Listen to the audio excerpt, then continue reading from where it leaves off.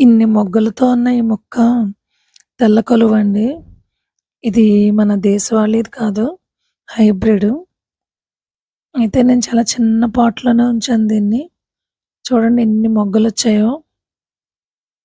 పువ్వు మాత్రం ఎంత బ్యూటిఫుల్‌గా వచ్చిందంటే చాలా బావుంది. అంటే మన చెరువుల్లో పూసే దేశవాళీ తెల్ల కలువైతే కాదు. కానీ ఇంచుమించుగా అలాంటిదే హైబ్రిడ్.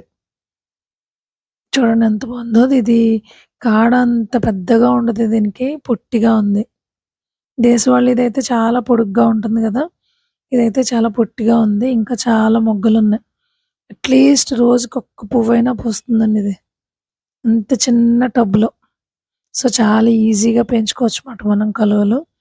పెద్ద టబ్బు గూడా ఉండాల్సిన అవసరం లేదు అని దీన్ని చూస్తే నాకర్థమైంది. ఇదిగోండి చిన్న టబ్బు.